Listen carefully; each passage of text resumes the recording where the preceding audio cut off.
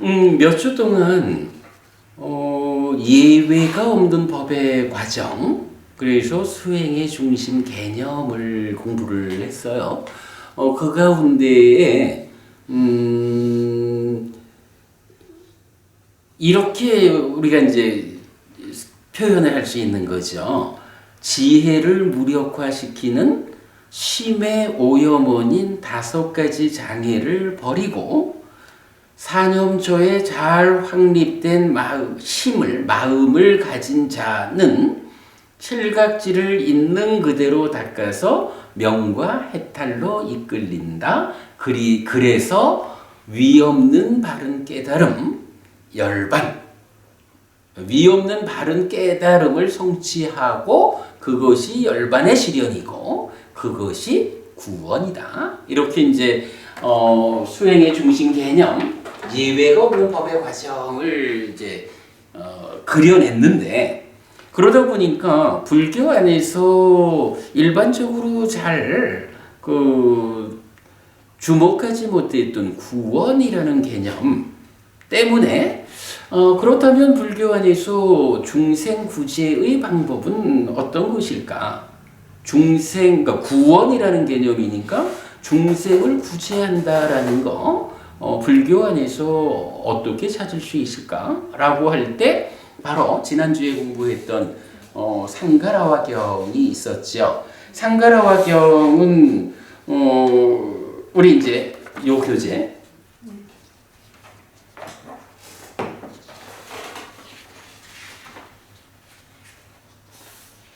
하나? 이 교재가 지금 앞에 있는 교재 아닌가? 아니. 표로 된 거. 예. 그래. 예. 이 교재에 간략하게 적었지만 상가라화경은 상가라화 바라문이 와가지고 우리는 많은 사람들을 위해서 공덕이 되는 제사를 지내주는데 당신네들은 뭡니까? 출가자 자기 한 사람의 공덕만 짓는 거 아닙니까? 라고 문제를 제기할 때 이제 부처님이 한 사람의 스승이 앞서가면 그 스승을 뒤따라서 삶을 향상하는 무리들 이런 방법으로 제사를 지내는 것보다 실제적으로 공덕이 되고 실제적으로 구원이 되는, 그리고 많은 사람들이 함께하는 이런 불교적인 중생구제의 방법을 제시하는 거죠. 이제 그리고는 아난다 존재가 옆에 있다가 이제 상가라와 바라문한테 보시오, 당신네가 제사를 지낸다라고 하는 사실은 그게 구체적으로 공덕이 되는 건지 잘 모르지. 제사를 지낸다 그러면 실제로 그 제사를 받아가지고 사람들한테 권능을 행사할 수 있는 그런 존재들이 있을까? 이제 이런 우리가 공덕을 위해서 제사를 지낸다라고는 하지만 사실 공덕이 되는지 확인되지 않는 이런 당신네 방법, 제사라는 당신네 방법에 의해서 부처님이 말씀하시는 이런 스승이 앞서가면 뒤따르는 제자들의 수가 많아서 그들이 다 앞서가는 스승을 따라서 자기 삶을 스스로 구제하고 자주 법주 이런 거죠. 그러면 그 제자들이 스승을 뒤따라가는 그 길에 또다시 그 길을 또 뒤따라가지고 내 앞에 가는 제자인 스승, 그 제자인 스승의 뒤를 따라서 오직 첫 번째 스승이 걸어간 그 하나의 길을 실천하는 무리들, 이렇게 해가지고 기하급수적으로 퍼져나가는 그 아주 구체적이고 실제적으로 구원되는 이런 구제의 방법 중에 어떤 게 더 낫소? 라고 이제 아난다 존재가 질문을 했죠. 그랬더니 이제 상가라 바라문이 두 분 다 저한테 훌륭한 분인 것처럼 이런 식으로 이제 빠져나가려고 할 때 부처님이 사정을 가져가지고 이제 3가지 평범하지 않은 능력이 있다. 그래서 3가지 비범 이렇게 이제 말한 거죠. 신통의 비범, 신탁의 비범, 그리고 교본의 비범, 가르침의 근본에 대한 비범 이렇게 이제 나왔죠. 그래서 상가라와 경에서는 이제 이렇게 말을 하는 거죠. 그 신통의 비범, 신적 통이거든. 뭐 하늘을 날고 물 위를 걷고 땅 속에 들어가고 뭐 이런 능력이라고. 이제 이런 능력에 대해서 그게 뭐 어떤 의미를 갖는 걸까? 사실은 하늘을 나는 사람이 있다 그러면 그 사람은 신적 통을 갖췄습니다 라고 하는 자기대로의 특별함을 성취했다라고 말하겠지만, 그가 하늘을 나는 거를 보는 많은 사람들은 우와 하고 박수치고 끝나는 거지, 그가 하늘을 나는 거하고 내 삶하고 무슨 상관이 있어? 사실 아무 의미가 없거든. 신탁의 비범 이래가지고 뭐 남의 마음을 알아내고 이런 것도 우와 어쩌면 저럴 수 있을까 하고 박수 한번 치고 끝나는 거지, 그게 내 삶에 뭔 의미가 있어? 그러나 세 번째로 교본의 비범이라고 하는 거, 이제 그렇게 가르치는 거죠. 위다가 이렇게 생각을 떠오르게 하지 마라, 이렇게는 생각을 떠오르게 하라 라고 해서 지워버렸지만, 위다가라는 게 뭐요? 바로 나의 내면에 몸에 참여 없이 마음으로 작용하는 그 따까라고 하는 영역에서 인식이 가공된 다음에 행위가 출발하는 그 자리, 이거를 이제 위따까라고 하고 생각이 떠오르는 것이다. 왜 이거를 떠올린다라고 말하지 않고 떠오른다라고 말하느냐 하면, 경전이 난디 소망이 위따까를 관리한다, 경영한다 이렇게 말해주기 때문에, 이거는 따까 내면의 상황에 의해서 표현하자면 수동적으로 어떤 결과되어 떠오르는 것이지, 몸과 마음이 함께한 것으로 내가 이런 생각을 떠올리자라고 해지는 게 아니라는 얘기지. 그래서 이제 생각이 떠오르는 이 부분 이제 위따까라고 말하죠. 그럴 때 이렇게 위따까 하지 마라라는 것은 삶을 잘 단속해서 괴로움을 만드는 생각이 떠오르게 방치하지 마라. 그거는 어쨌든 수동적으로 떠오른다고, 이런 그 따까 내부에서 어떤 과정이 진행되느냐라는 것을 조건으로 수동적으로 떠오르는 거니까, 그 조건을 잘 제어해서 결과적으로 위따까가 괴로움을 만드는 행위를 유발하게 하지 마라 이렇게 말하는 거죠.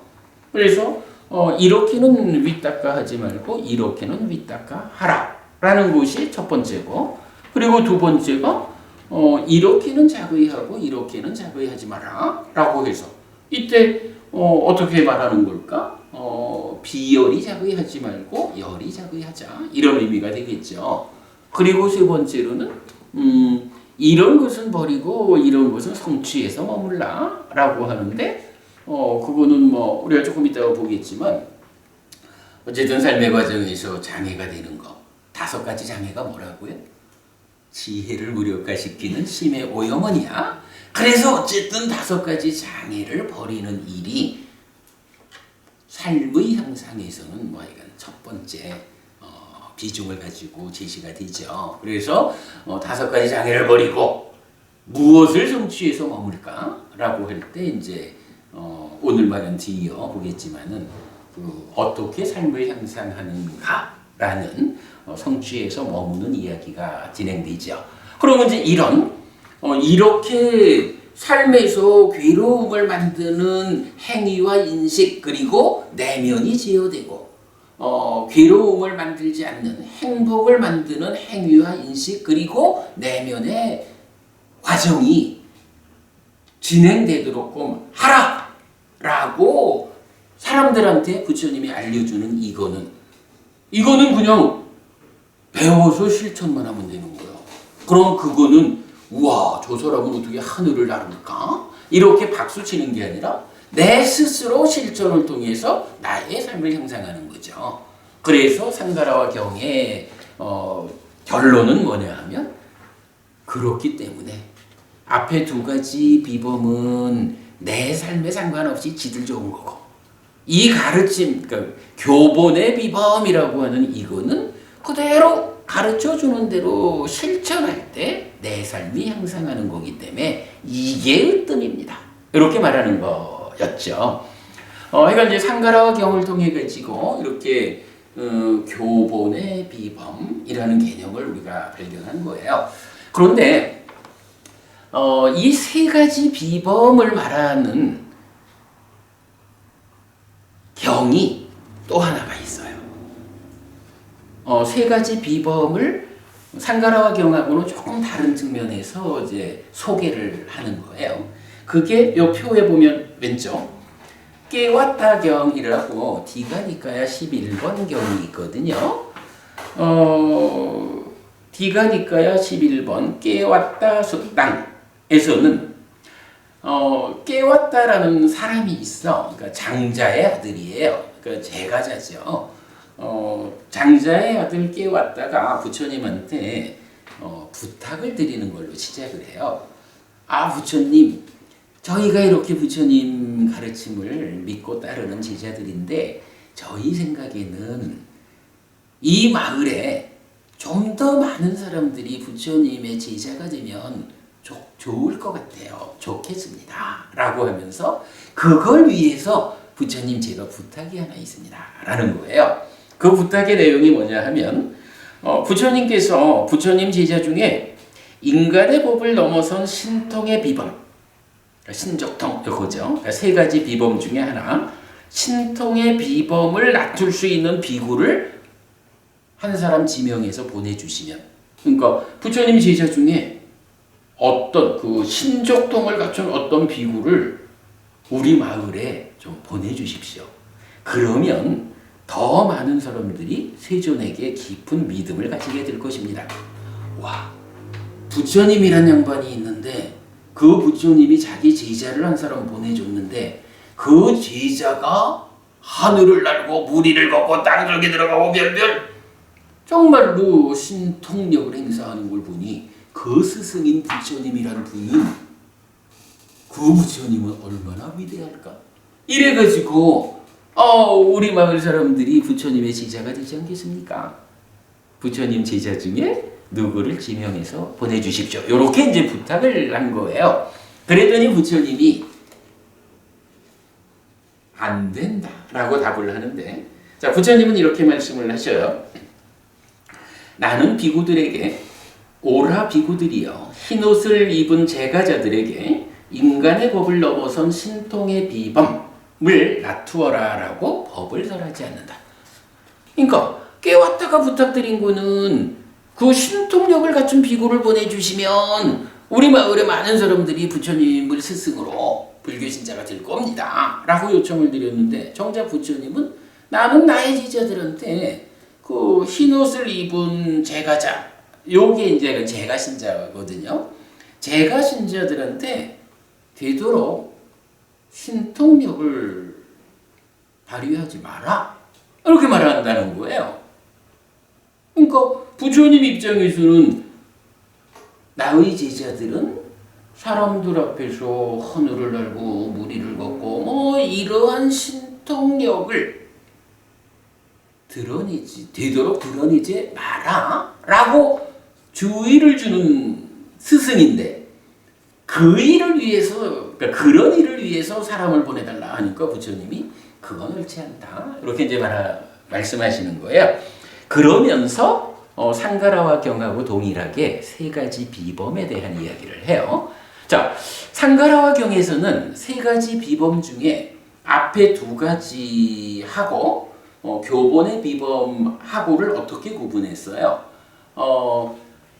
신통의 비범과 신탁의 비범, 이 두 가지는 그거 해봐야 그런 능력을 그러니까 그런 능력을 갖추고 있는 그 사람은 자기 공부의 성과다 이래야겠지만, 보는 사람 입장에서야 박수 한번 치고 나면 끝이지 그게 뭔 도움이 돼? 아무 상관없잖아. 그러나 교본의 비범이라는 것은 가르쳐 주시는 대로 따라 행하면 나의 삶이 향상하잖아. 그러니까 으뜸이지, 이렇게 말했거든.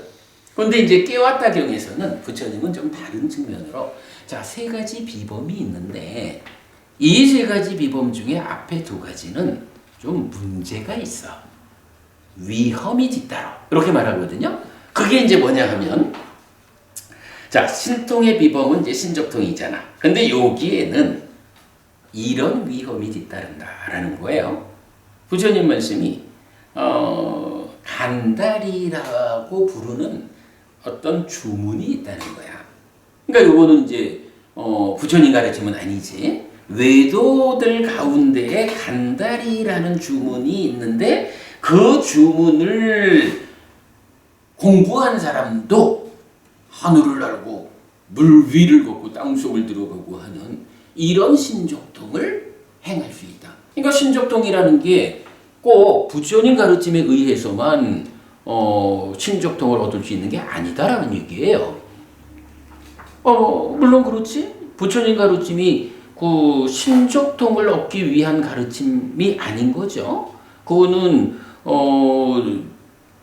깨달음을 얻기 위한 과정 중에 내가 육신통을 좀 함께 얻을까? 라고 하면 그 과정에서 신적통을 얻을 수 있는 거지.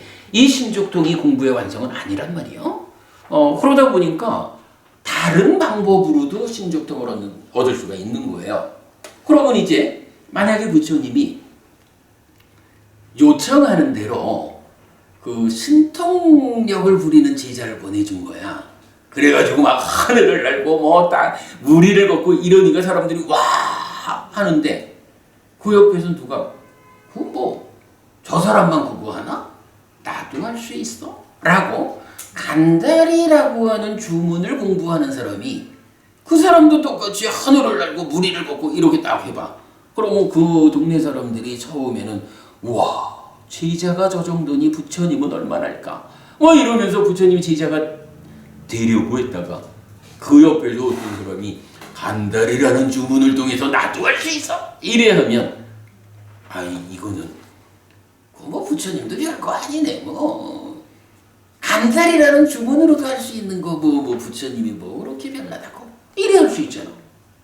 그러니까 이거는 부처님이 나의 가르침을 드러내는 방법으로 신통의 비범을 모범 삼지 않아야 한다. 그래서 그런 사람을 보내주는 것은 이런 위험이 있다. 라고 위험을 말하는 거예요. 자, 그리고 나면 이제 두 번째가 신탁의 비범이잖아. 요게 이제 상가라화경에서 말한 신탁의 비범하고 내용상으로는 동일한데 표현이 조금 달라요. 우리 상가라화경에서는 요 신탁의 비범을 4단계인가로 이렇게 단계적으로 했잖아, 그렇지? 근데 이제 깨왔다경에서는 그냥 하나로 간단하게 말해요. 다른 중생들과 다른 인간들의 마음을 보여주기도 하고 의도를 보여주기도 하고 떠오름, 그러니까 윗닦아를 보여주기도 하고 지켜봄, 윗자라를 보여주기도 하고 이러니까 이건 그런 특별한 능력을 보여주는 거예요. 그러니까 이런 거를 보면 역시 상가라화경에서도 보았듯이 사람들이 와 정말 특별한 분 해가지고 그를 뒤따르겠지 뭐. 근데 만약에 부처님이 제자를 한 사람 보내줬는데 그런 능력을 막 보여주는 제자요. 그래서 사람들이 우와 제자가 저렇게 남의 마음을 막 읽어내고 자기 마음을 드러내고 이래야 하는데 그 스승인 부처님은 얼마나 위대할까? 이래가지고 제자가 된 거야. 근데 그 옆에서 누가? 마니까라는 주문으로도 그게 가능하다. 부처님 말씀이지. 그래서 마니까라고 하는 주문을 공부한 사람이 그게 별거라고 나도 할 수 있어? 하고 똑같은 능력을 보여주면 그 능력 때문에 부처님을 믿으려 했던 사람들이 부처님도 별거 아니네. 마니까 주문으로도 하는 거 이래 되면 부처님 입장에서는 옳지 않죠. 그래서 이런 신통의 비범과 신탁의 비범 두 가지로서 이 가르침을 드러내는 일은 경전은 그렇게 말해요. 탐탁지 않게 생각하고 멀리하고 좋아하지 않는다. 그러니까 이럴 수 있잖아. 우리가 뭐 예를 들어서 어떤 그 전투가 있다, 뭐 경기가 있다라고 해도 최종적으로 승리하기 위해서는 처음에야 뭐 이렇게 좀 낮은 단계의 기술로 전투력으로 이래 하다가도 끝내 가가지고 승리하는 자는 나의 최고의 능력을 동원해가지고 이기는 거잖아. 근데 만약에 다른 어떤 사람들하고 특별한 능력을 가진 사람들하고 이렇게 맞닥뜨렸을 때 불교의 최고의 능력을 가지고 상대해가지고 승리해야 하는데 그러지 못하고 뭐 신적등이라든가 타심등이라든가 이런 다른 방법으로도 성취할 수 있는 그거를 드러내가지고 뭐 별로 좋을 게 있어. 이런 이야기죠. 그런가 하면 이제 교본의 비범 이렇게 떠오르게 하고 이렇게 떠오르게 하지 말라. 이렇게 자의하고 이렇게 자의하지 말라. 이것은 버리고 이것은 성취하여 머물라. 라고 하는 이거는 뭐냐 하면 오직 부처님 가르침에 의해서만 바른 깨달음에 의해서만 정등각에 의해서만 가능한 그런 특별한 능력인 거야. 그래가지고 이제 많은 사람들에게 바로 이런 가르침의 근본이 되는 이것을 드러내서 사람들에게 가르치면 그 가르침을 통해서 부처님의 제자가 되는 사람들은 이제 이거를 극복할 수 있는 다른 가르침은 세상에 없는 거예요. 그러니까 한번 부처님 가르침에 대해서 참으로 이것이 깨달음의 길이구나. 이것이 고멸의 길이구나. 행복의 길이구나. 라고 배워 알고 실천하는 사람들은 흔들릴 수 없게 되는 거예요. 그렇게 말하는 거예요. 그래서 이제 이 세 번째 교본의 비범에서는 앞에 두 가지 같은 위험이 없잖아. 위험이 없기 때문에 경은 거기서 뭐 이런 위험이 있다라고 말하지 않고 구체적으로 가르침을 주죠. 그래서 버릴 것은 버려야 한다. 그리고 성취하여 머물러라라고 할 때 어떤 것을 버려야 합니까? 5가지 장애를 버려야 한다. 성취해서 머물 게 뭡니까? 할 때 사선과 제4선 이후의 8방향 이렇게 이제 표현을 했는데 사실은 이제 요거는 표를 만드느라고 작은 칸에 쓰느라고 이제 이렇게 썼지만 사실은 경전이 알려주는 바는 교본의 비범에서 무엇을 알려주냐 하면 이제 요거 사문과경의 수행체계로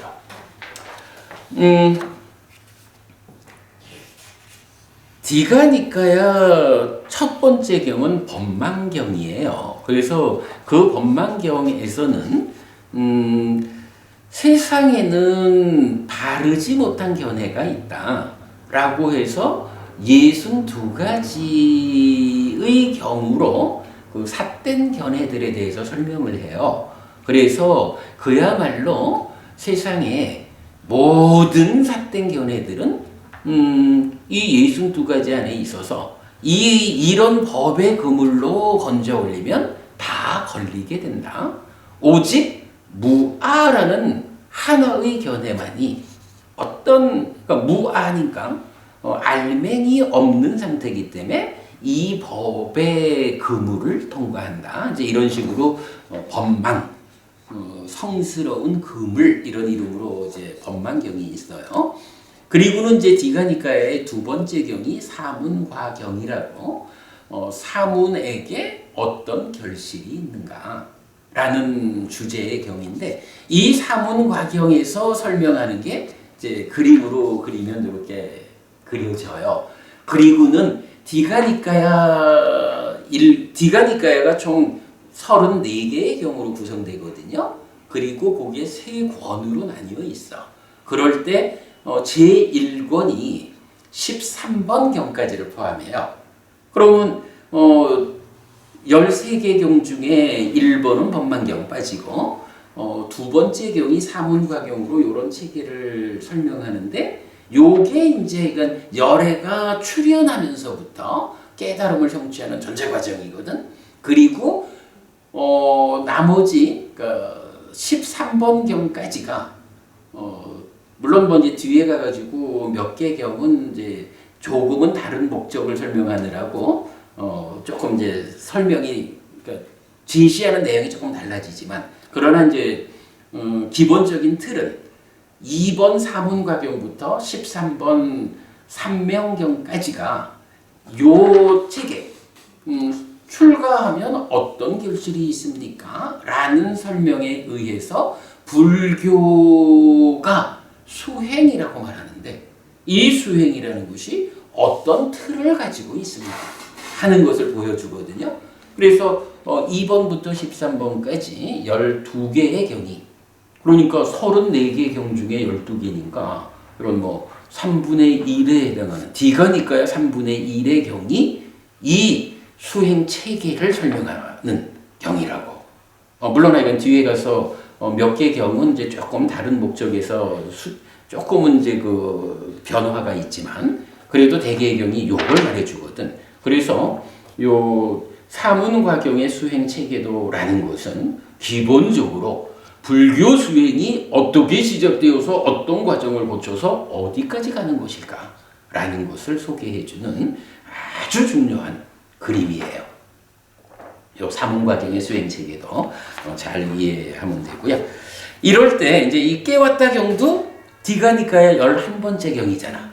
그러니까 바로 요 사문과경의 수행 체계도를 설명하는 그 범위 안에 있는 거야. 자, 요거 간단하게 설명해 드릴게요.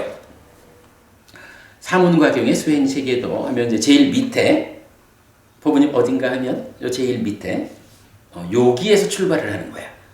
이 출발이 뭡니까? 우선은 부처님이 출현해야지 뭐. 그지? 부처님이 출현해야 불교가 출발하는 거지. 이제 거기부터 시작이야. 자, 열애가 출현합니다. 그래서 지극히 청정한 범행을 드러내요. 부처님께서 법을 설하고 범행을 드러내는 두 가지 일을 한다고. 열애가 출현했다. 그래서 열애가 살아가는 모습을 보여준다. 요게 모든 불교의 모든 과정의 출발인 거예요. 열애의 출현, 지극히 청정한 범행을 드러낸다. 그러면 이제 이 중생 세상에 태어난 자들이 있어. 우리가 바로 중생 세상에 태어난 자죠. 이렇게 태어난 자가 그 열애, 부처님의 가르침을 듣고 참으로 이 가르침이 옳다라고 공감, 동의하게 되죠. 그래서 가르침을 들은 자가 믿음을 가지는 거야. 그리고 그 믿음을 가진 자가 숙고를 하죠. 그리고 그 중에 일부가 출가를 해야겠다. 라고 해서 출가를 하는 거야. 요거 분명한 게 사문과경이라는 게 뭐냐 하면 사문, 출가한 자에게 어떤 결실이 있는가 이렇게 되는 거니까 여기는 어쨌든 출가라는 것을 전제로 설명하는 거예요. 그러면 이제 이렇게 태어난 자가 출가를 하면 출가한 자가 어떤 삶을 사는가 하는 부분이 설명이 돼요. 그래서 보면 아래쪽에서부터 일단은 계목으로 단속한다. 그래서 뭐 출가하니까 당연히 비구 같으면 비구에 217개가 주어져 있죠. 이런 계목으로 신구의의 업을 잘 갖추는 거야. 그래서 생계를 청정히 하고 계를 갖춰요. 그러면 이렇게 계목으로 단속한다, 업을 잘 짓는다라는 것에 의해서 안으로 피하지 않아도 되는 행복을 경험한다. 요 말은 뭐죠? 피하지 않아도 되는 행복. 행복이라는 것이 사실은 좋은 건데 어떤 행복일까에 따라서 그 행복을 누리기 위한 그 이면에 많은 위험이 뒤따르죠. 많은 괴로움이 숨어 있죠. 그렇기 때문에 우리가 행복해지고 싶습니다라고 할 때 잘 방향을 잡아야 되는 게 뒤에 어떤 위험이 숨어 있을까? 이 행복 뒤에 요걸 봐야 되거든. 그러니까 뭐 말하자면 뭐 남을 죽여서라도 좀 남을 죽여서 재물을 얻었어. 그거 가지고 가서 맛있는 거 사 먹으면 행복하지? 그러나 그 행복의 뒤에는 뭐가 있어? 살인자가 되어서 조만간 붙잡혀가지고 평생을 감옥에서 살게 되는 뭐 이런 위험이 숨어 있잖아. 그러니까 행복하자라고 하지만 현명한 사람은 그 이면에 어떤 위험이 도사리고 있을까라는 것을 보아가지고 위험이 큰 행복을 배제해야 하는 이런 점이 중요하죠. 지금 여기 이제 이런 계목을 단속한다라고 할 때 안으로 피하지 않아도 되는 행복을 경험한다. 이게 뭐예요? 계목을 단속하는 제가자 같으면 오계를 지키는 삶의 가운데에서 행복을 만들어내면 이거는 뭐 내가 오계를 지키는 사람인데 그 이면에 숨어 있는 게 어떤 게 숨어 있겠어? 글쎄 무상하다라는 이런 이치에 뒤따르는 뭐 위험은 좀 숨어 있을는지 몰라도 오계를 지키는 가운데 내가 부자가 되서 행복해지다라고 할 때 그 뒤에 남을 해코지해서 생겨나는 그런 위험이 경험되진 않잖아. 숨어있지 않잖아. 그런 의미죠. 계목으로 단속하면 이렇게 피하지 않아도 되는 행복을 경험한다. 이렇게 설명해줘요. 피하지 않아도 되는 행복. 그 다음에 두 번째가 감각기능의 단속이라서 세상을 만나는데 이제 요거 아까도 말씀하셨지만 보리땅경이 말하듯이 색성향 미적 법한테 두들겨 맞는 쫓아가서 부딪혀 두들겨 맞는 이런 삶을 살지 않겠다 하는 게 감각기능을 단속하는 거죠. 그렇게 감각기능의 단속을 위한 실천을 한다. 감각기능에서 문을 보호한다. 상, 니미따와 심상, 찌따싸 니미따를 붙잡지 않는다. 라고 하면 안으로 뿌려지지 않는 행복을 경험한다. 여기서 뿌려지지 않는 행복. 계목을 단속하는 것은 피하지 않아도 되는 행복이죠. 그런데 감각기능을 단속한다라는 여기서는 뿌려지지 않는 행복이랬거든. 뭐가 뿌려지지 않는 걸까? 뭐 쉽게 생각하면 탐진치가 뿌려지지 않는 행복이겠지 뭐. 심상, 여기서 이제 상, 니미따 얘기를 했잖아. 니미따가 뭐예요? 탐도 니미따를 만든다, 진도 니미따를 만든다, 치도 니미따를 만든다. 이런 개념이잖아. 그러니까 우리가 색성향 미처법이라는 이 세상을 만날 때 얼마나 탐진치가 강하게 쫓아와서 작용하느냐에 따라서 그 왜곡의 강도가 결정되잖아. 탐진치가 뿌려지고 있는 거거든.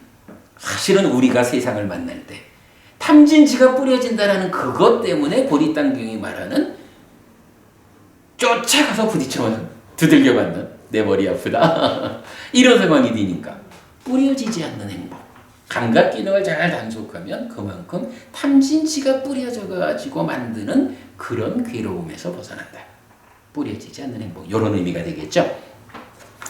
그 다음에 삿지 삼빠전나를 잘 갖춤이래서 행위의 측면인데 요거는 다음 주부터 우리가 공부할 그러니까 교본 가르침의 근본이라는 주제 거기에서 설명이 될 거예요. 그래서 삿지 삼빠자나를 잘 갖춤. 그리고 특히 어제 우리가 요 삼빠자나 때문에 공부했죠. 그래서 삿지해서 옳고 그름을 판단하면서 행위하는 게 출가자의 삶이야. 그리고 네 번째가 마음의 측면에서 이제 만족이라고 말을 하는데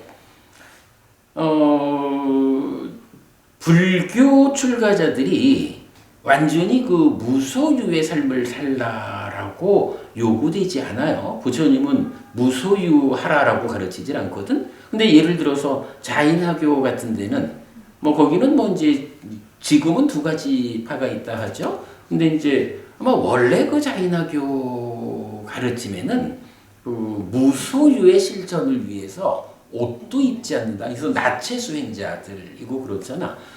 그런데 이제 부처님은 그렇게 무소유할 게 아니고 의식주와 약품이라는 네 가지가 삶을 편안히 유지하는 가운데 올바로 공부, 수행을 해서 깨달음으로 나아가기에 필요한 만큼의 의식주와 약품을 허용해주고 있다고. 그 허용되는 의식주와 약품 가운데 이게 이제 또 허용되다 보면 자칫해가지고 조금 더 가지려고 이렇게 이제 욕심낼 수가 있잖아요. 그런 욕심은 또 그것에 따르는 괴로움을 만들고 수행에 방해가 된다고. 그래서 이제 출가자의 삶의 네 번째 항목이 만족이야. 그게 뭐냐 하면 몸을 보호하기 위한 옷과 위장을 지탱하기 위한 음식으로 만족한다. 그러니까 의식주와 약품 중에 의와 식을 말하는 거죠. 경전은 여기서 재미있는 비유를 들어줘.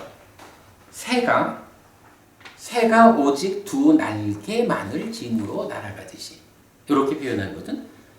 뭐 출가자가 사는 데서도 어찌 보면 옷과 음식이라는 자체가 짐이 될 수 있어요.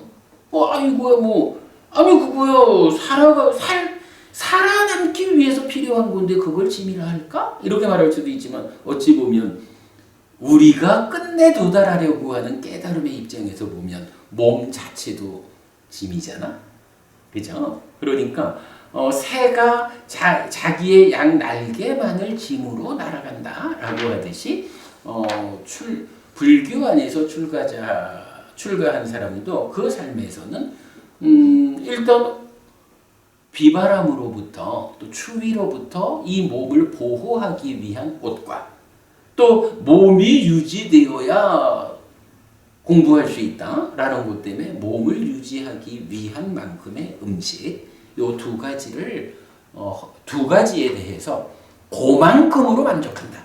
좀 더 좋은 옷을 좀 더 따뜻한 옷을 이렇게 찾지 않는다. 좀 배부르고 맛있는 걸 먹어볼까? 이렇게 찾지 않는다. 이제 이런 부분이 출가자의 삶에서 만족한다라는 이름으로 이제 기준이 제시되는 거죠. 아무튼 이렇게 열애가 출현해서 그 태어난 자가 부처님을 따라서 출가한 사람들은 이런 네 가지의 그 삶이 토대가 되어서 수행으로 들어간다 이런 얘기야. 그러면 이제 이렇게 그 출가자의 삶의 토대를 갖춘 사람, 요렇게 실천해 나가는 사람이 이제 수행을 하는 거죠. 근데 수행은 어떻게 되느냐 하면 외딴 처소를 확립해서 삿띠를 확립하여야 한다. 이게 먼저 일반적으로 수행을 말하는 호흡을 붙잡고 수행하는 곳을 설명할 때 보면 이제 다 이런 식으로 나타나죠. 그래서 외딴 처소를 의지해가지고 삿띠를 확립해서 앉는 거야. 앉아서 삿띠하자. 이렇게 이제 앉은 거야. 그러면 그 수행의 첫 번째로 해야 되는 것이 뭐냐 하면 5가지 장애를 제거하는 일이에요. 어쨌든 지혜를 무력화하는 심의 오염원인 5가지 장애를 버리는 일이 수행의 전반부의 전부다 이렇게 되는 거죠. 그래서 5가지 장애를 제거하는데 간탐, 진해, 해태, 혼침, 들뜸 후의 의심을 제거하는 거예요. 그래서 장애 없이 머문다. 마음을 정정히 한다. 그러면 이렇게 내 안에서 5가지 장애가 제거되었다라고 스스로 자기 내면을 볼 수 있게 되죠. 그랬을 때 어떤 일이 생겨요? 한이, 희열, 진정, 행복인데 요거를 뭐라고 부른다고요? 개발된 느낌. 그래서 어제도 제가 그 말씀드렸지만 불교적으로 삼매에 들어가는 방법은 개발된 느낌을 통해서 들어가는 거예요. 요 개념 놓치면 안 돼요. 사문가경에서도 직접 이 부분을 설명해주고 있다고.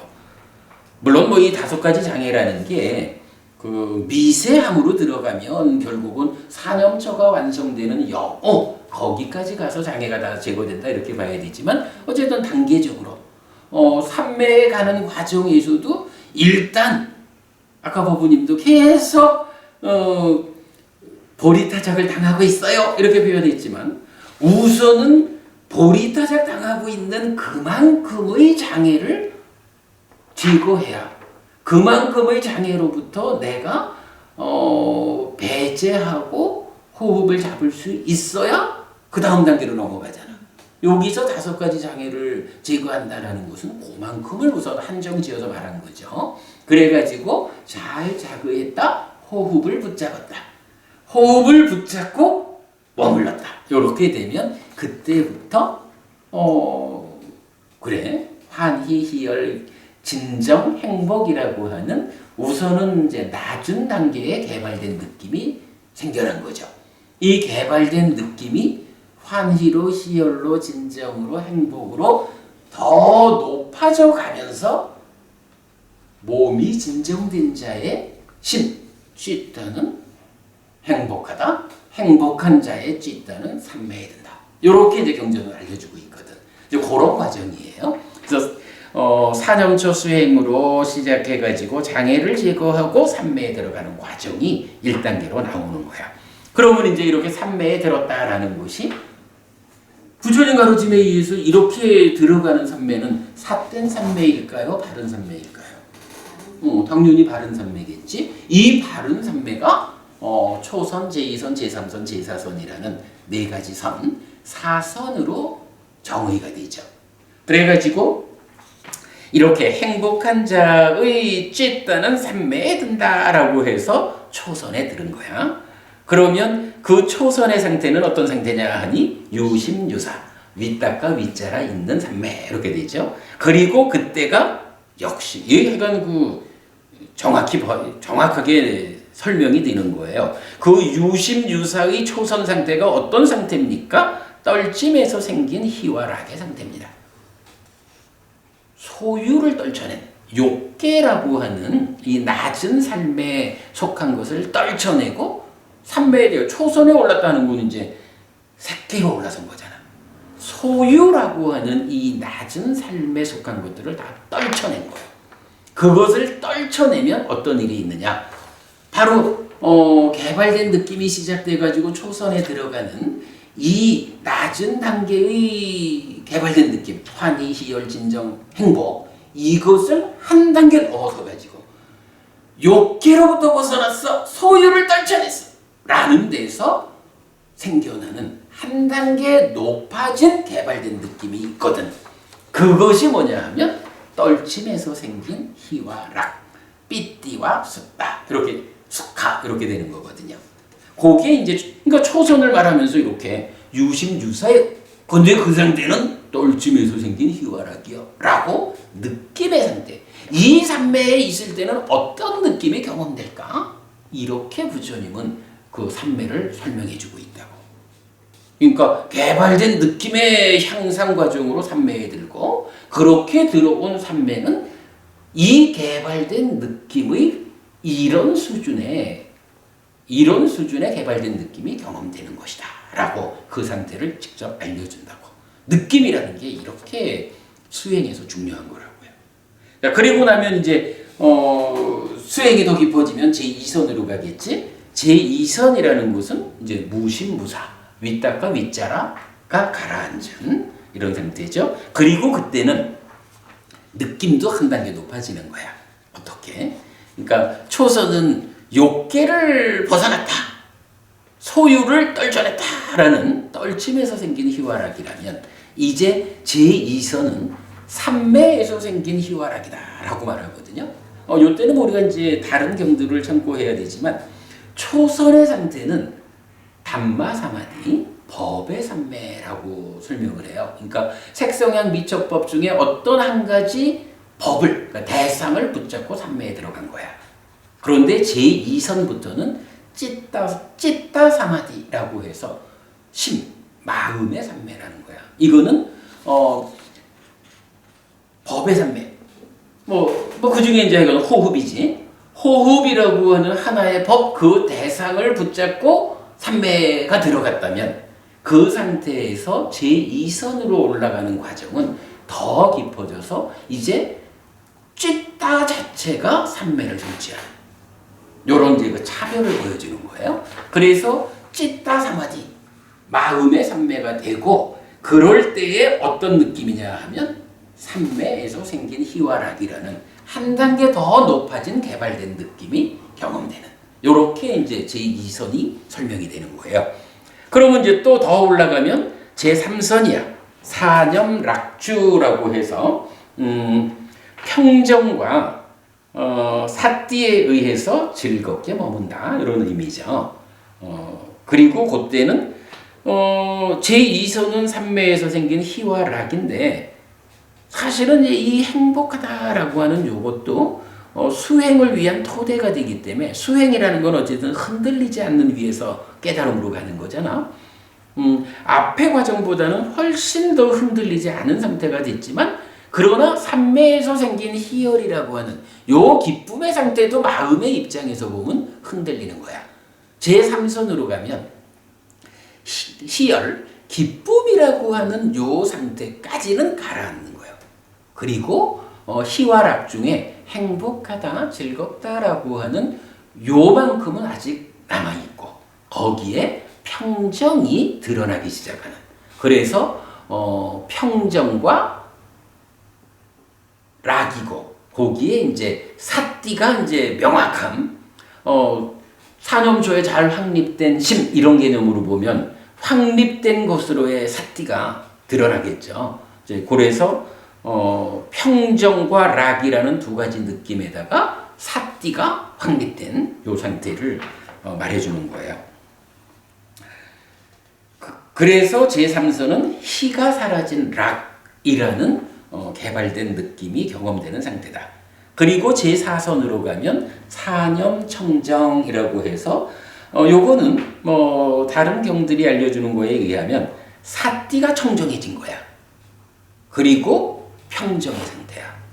그리고 이때는 느낌에서 보면 락고희우 라는 요게 이제 다 즐거움과 괴로움의 영역인데 그 부분 다 없어지고 평정이라는 불고불락의 평정만이 남은.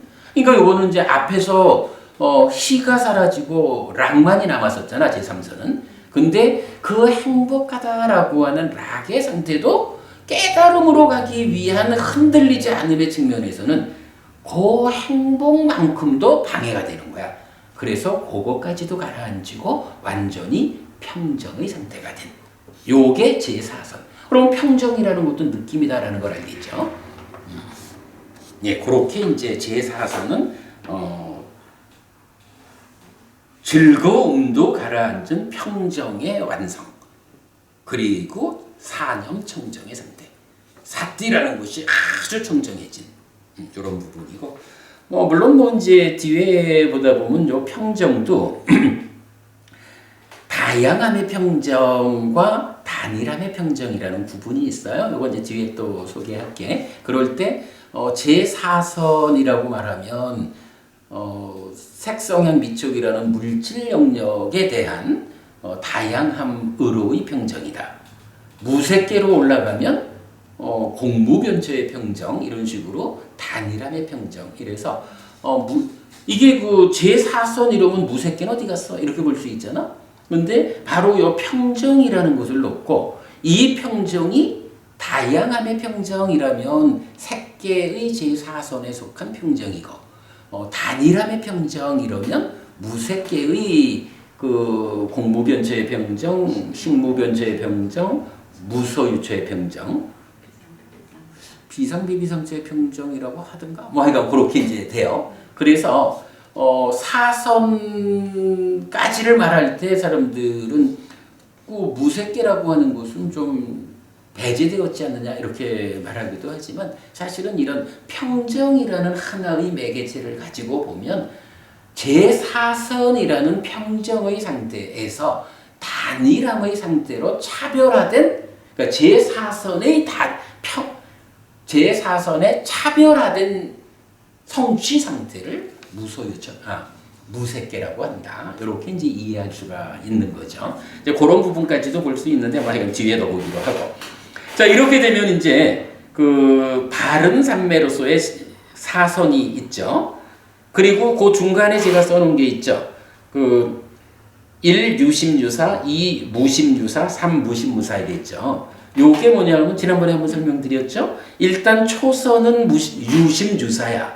제2선은 무심무사인데 그 유가 무로 변해가는 그 과정에 심과 사라는 윗닦아와 윗자라라는 두 가지가 있으니까 이 두 가지가 동시에 없어지는 것일까? 동시에 가라앉는 것일까? 선후가 있을까? 이럴 때 윗닦아가 먼저 가라앉고 윗자라가 그 다음에 가라앉는다고? 그러면 먼저 가라앉는 놈이 있다라는 거는 윗닦아는 가라앉았는데 윗자락은 아직 가라앉지 않은 그 상태도 있을 거 아니야.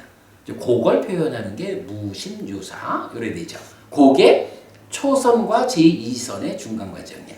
그럼 그 얘기는 뭐냐 하면 일단 초선을 성취했다라는 요 상태는 윗닦아 윗자락가 순일해진 상태로 아주 순일해진 상태로 있는데 그 초선의 상태에서 삼매를 닦아가는 이 과정이 제2선에 도달하는 그 초선을 닦아가는 중간에서 윗닦아가 먼저 가라앉고 윗자락가 나중 가라앉는다. 그래서 무심무사의 제2선에 닿는다. 이런 거기 때문에 뭐 초선과 제2선의 중간에 어떤 과정, 어떤 다른 상태가 있다. 이런 개념하고는 달라요. 초선에서 제2선으로 삼매를 닦는 일이 진행되는 과정이 이런 순서로 간다. 이렇게 말해주는 거야. 그래가지고 유심유사, 무심유사 여기까지는 말하자면 초선이고 무심무사의 삼매는 제2선부터 제4선까지 달리 말하면 상수별까지 요 전체가 무심무사 요렇게 삼매를 구분하는 방법이 이렇게 있다라는 거죠. 자, 이게 이제 아무튼 사문과경의 수행체계도에서 말하는 그 출가자의 삶을 잘 바탕해가지고 사념처로 장애를 제거하고 삼매에 들고 그 다음에 바른 삼매인 네 가지 선을 닦아가는 과정이에요. 그러면 이제 그런 삼매를 닦는 일을 통해서 어떤 성과가 생겨나느냐라고 하니 이제 8가지의 실다운 알미 생기는 거예요. 그래서 지화견, 의성신, 그리고 육신통, 신족통, 천인통, 타심통, 숙명통, 천안통, 누진통 이렇게 가거든요. 요 각각에 대한 설명은 오늘은 생략할게요. 이렇게 그 사선 네 가지 선을 닦는 이 삼매 수행의 성과로 지화견, 의성신, 육신통이라는 성과가 결실이 생겨나고 그 결실의 끝에 누진통이 뭐예요? 번뇌를 부숨으로써 무명이 버려지고 명이 생겨난 해탈의 시련이 되는 거죠. 그래서 깨달음까지 가는 거야. 그러면 이제 요 그림 하나가 바로 열애가 출현해가지고 즉 불교가 이 땅에 출발해가지고 그 제자들이 어떻게 깨달음을 성취하느냐 하는 전체 과정을 설명하고 있는 거죠.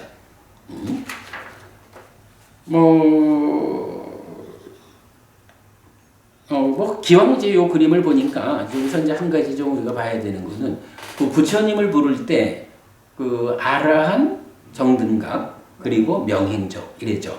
그러니까 명행족은 명과 행을 갖춘 자 이런 얘기잖아. 그럴 때 명은 무엇고 행은 무엇일까? 라고 할 때 이 그림에 보면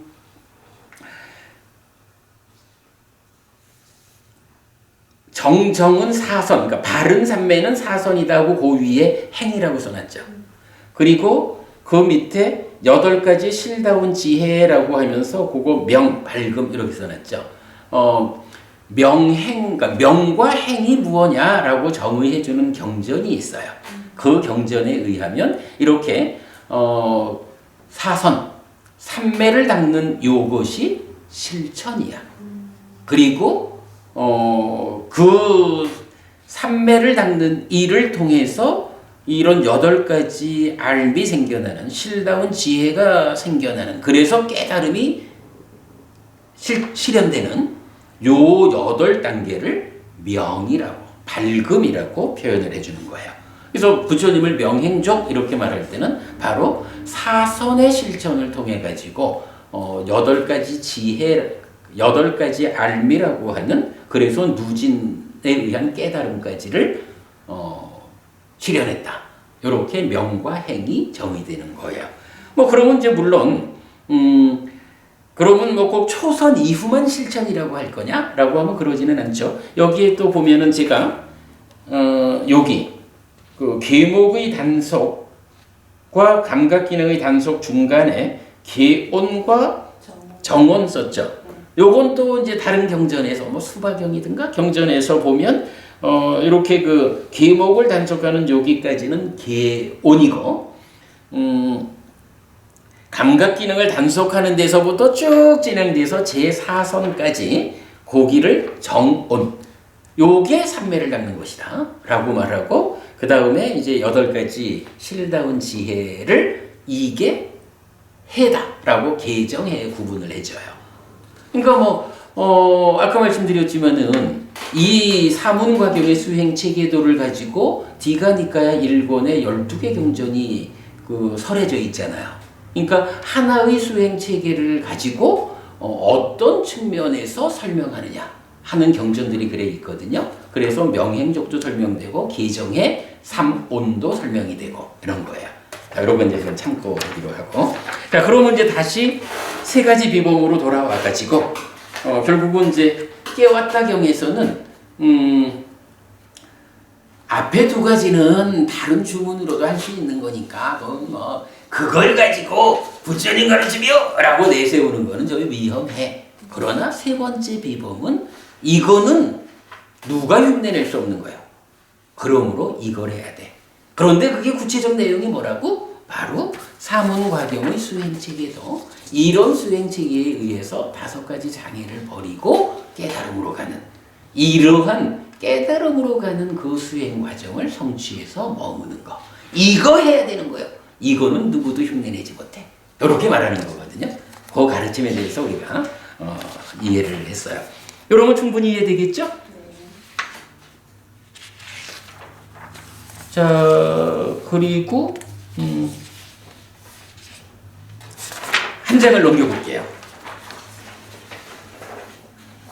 요거는 이제 나름대로 좀 정리를 해본 건데, 이미 우리가 이제 공부는 다 된 것 같아요. 그냥 쭉 좀 보고 가자면, 교본의 비범에서 상가라와 경과 깨웠다 경 2개의 경이 말해주고 있다라는 거고, 그럴 때에 다른 경들을 좀 참고하자면, 자, 이렇게 윗닦아하고 이렇게 윗닦아하지 말라라고 했는데 그 부분에 대해서 구체적으로 설명하는 경이 있을까? 라고 찾아볼 수 있죠. 오늘 요 경 하나 더 드렸어요. 56번 상류다의 7번 경, 윗닦아 숫당 이랬거든. 떠오름경 이렇게 번역했지만 요새는 제가 이걸 그냥 생각경이라고, 약간 떠오르는 거지만 생각이 떠오르는 거, 이렇게 이제 정리하고 있죠. 자, 읽어볼게요. 비구들이여, 다음과 같은 악하고 불선한 생각들을 떠오르게 하지 말라. 윗닦아 하지 말라. 떠오르게 하지 말라. 생각을. 소유의 생각, 분노의 생각, 폭력의 생각. 요 3가지 생각을 떠오르게 하지 말라. 그 원인은 무엇인가? 비구들이여, 이런 생각은 이익으로 이끌지 않고 범행의 시작이 아니고 염오로, 이탐으로, 소멸로, 가라앉음으로, 실다운 지혜로, 깨달음으로, 열반으로 이끌지 않는다. 이러한 거니까 이런 생각을 떠오르지 않게끔 공부해야 된다. 이렇게 말하는 거죠. 비구들이요, 생각을 떠오르게 하고 있는 그대들은, 여기서는 이제 그 윗닦겠다라는 단어가 있는데, 이게 약간 윗닦겠디, 생각 떠오름, 떠오르게 하다라는 이 단어의 현재 분사예요. 그래서 생각이 떠오르고 있는 상태를 표현하는 거기 때문에 이건 번역을 그래 했어요. 생각을 떠오르게 하고 있는 그대들. 내가 앉아있는데 지금 내 안에서 생각이 떠오르고 있다. 이런 표현이죠. 그대들은 참으로 이것이 고다라고 생각해야 한다. 이것이 고집이다라고 생각해야 한다. 이것이 고멸이다라고 생각해야 한다. 이것이 고멸도다라고 생각해야 한다. 그 원인은 무엇인가? 비구들이여, 이런 생각은 이익으로 이끌고 범행의 시작이고 염오로, 이탐으로, 소멸로, 가라앉음으로, 실다운 지혜로, 깨달음으로, 열반으로 이끈다. 여기서 이 4가지가 뭐죠? 이것이 고다, 고집이다, 고멸이다, 고멸이다. 사성제라고. 그러니까 이런 소유와 분노와 폭력의 생각, 이런 생각을 떠오르지 않게끔 삶의 과정을 단속해야 하고, 그대들이 지금 어떤 생각을 떠오르는 생각 과정에 있다면 해야 하는 생각이 무엇이냐? 사성제다. 라고 사성제를 공부의 중심으로 제시하는 거죠. 당연하죠. 뭐 불교 안의 유일한 진리가 사성제죠. 사성제 안에 12연기 8정도가 포함되어 있죠. 비구들이요, 그러므로 이것이 고다라고 수행해야 한다. 이것이 고집이다라고 수행해야 한다.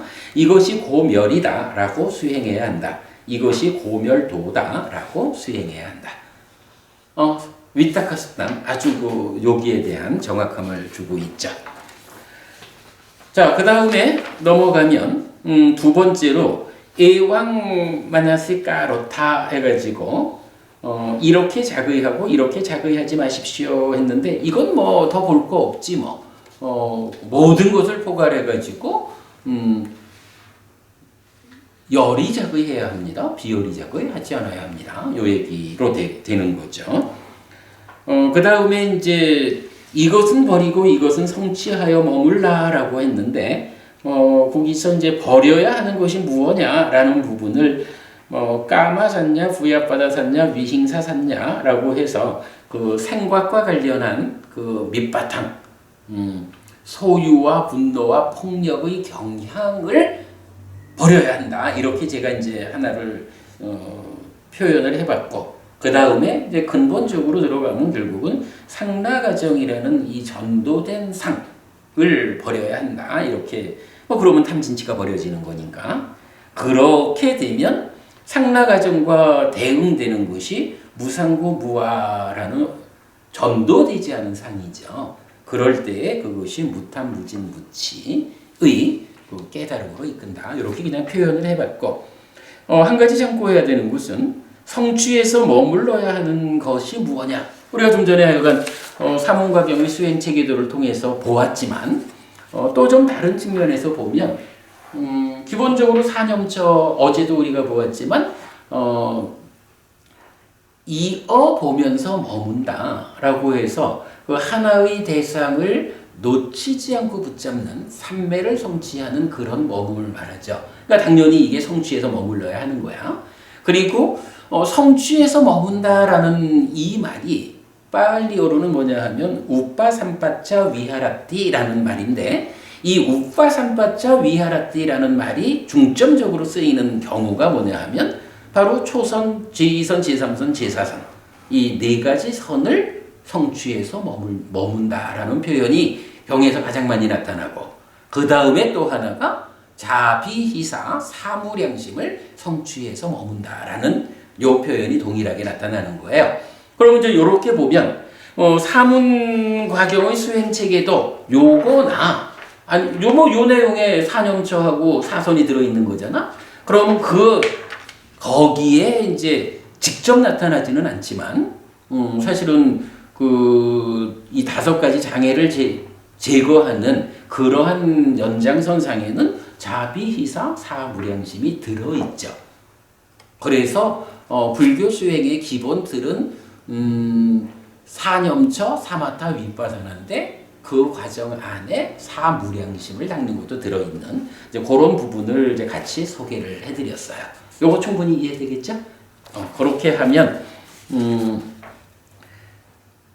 교본의 비범이 무엇을 의미하는가라는 것을 이제 우리가 충분히 본거로 하겠어요.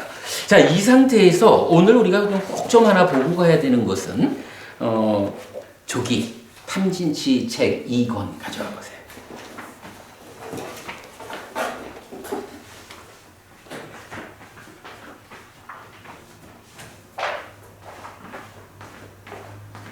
일단 198페이지를 한번 펴보세요.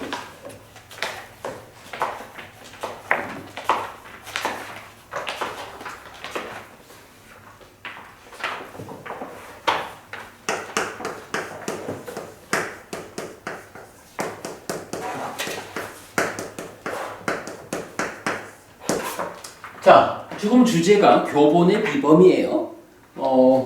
가르침의 근본이 되는 평범하지 않음, 요거라고. 그래서 여기서 3가지를 말하는 거야. 첫째가 위타카, 생각이 떠오르는데 이런 생각은 떠오르게 하고 이런 생각은 떠오르지 않게 해야 합니다. 그 다음에 자거이 하는데 이 자거이를 열이 자거이는 하고 비열이 자거이는 하지 않게 하십시오. 이거고 그 다음에 세 번째로 이것은 버리고 이것은 성취해서 머물라라고 하는데 그 수행이 뭐 표면적인 것도 있지만 결국은 누진통까지 가잖아. 그러니까 그 끝에 가면 어디서 진행되는 거예요? 딱가 안에서 염호 이탐 소멸하는 걸로 끝을 나겠죠. 그런 구도를 우리가 볼 수 있지. 자, 그러면 이제 이게 뭐 우리가 이제 기본적으로 이렇게 말하는 거지 뭐. 삶을 설명하는 가장 기본적인 접근. 산다는 게 뭐 하는 걸까? 하면 기본적으로 산다라는 게 뭐 인식하는 거지 뭐. 그죠? 안이비설시 육내입처로 색성향 미처법 육외입처를 인식하는 거지 뭐. 근데 인식만 하고 끝나나? 삶이라는 것은 결국 인식과 행위라고. 인식하고 행위하는 이 삶의 두 가지 측면이 있는 거예요. 그런데 이 두 가지 측면이 그냥 일회성으로 인식했다? 인식된 대상한테 행위했다? 하고 쭉 끝나버리는 것일까? 그렇지 않죠. 우리가 니카야를 공부하면서 삶의 메커니즘을 구명했는데 거기에서 보면 삶의 큰 특징이 뭐예요? 순환한다는 거잖아. 순환 구조. 순환 구조 몇 가지가 있죠? 세 가지가 있죠. 첫째는 작은 순환고리 이래서 행위를 싣고 인식으로 연결되는 거. 두 번째는 잠재 순환고리 이래서 행위를 재현하기 위한 경향이 잠재하는 거, 상이 잠재하는 거. 그리고 그와 동시에 식이 머물러 가지고 나의 존재를 식과 명색이 함께한 것으로의 나라는 존재를 지속적으로 바꿔나가는 이런 이제 그 세 가지의 순환고리를 갖고 있다고. 그 과정에서 그러니까 식과 명색, 몸과 마음의 생존 기간의 불균형 때문에 100년에 한 번쯤 몸이 죽으면 다른 몸을 만나서 살아가는 요게 윤회하는 거지. 이렇게 이제 삶이 순환 구조로 설명이 되는데 그 순환 구조의 첫 번째 작은 순환고리가 일단은 삶의 현재를 설명하는 가장 근본이 되는 거죠. 그게 뭐냐 하면 바로 행위를 싣고 인식에 전달하는 거지. 행위를 싣고 인식에 전달하는 요거를 누가 하죠? 식이 아니고 이걸 담당하는 것이 찬다라는 거라고. 찬다인데 이 찬다가 중생의 행위가 어떻게 탐진치에 오염된 행위잖아. 그래서 중생들의 찬다는 뭐 대표적으로 라가를 놓아가지고 찬다 라가라는 것이 행위를 인식에 전달한다고. 이때 찬다를 욕으로 라가를 탐으로 이래 번역을 하니까 욕탐 이래 되죠. 요때 조심해야 되는 거, 요 욕자에 마음 심자 안 붙었어요. 마음 심자가 붙은 거는 까마라고 해서 요거는 욕계 소유를 말하는 거죠. 그런데 그러니까 뭐 중국의 번역가들이 번역을 할 때 이것도 사실은 우리가 발견한 중요한 거야.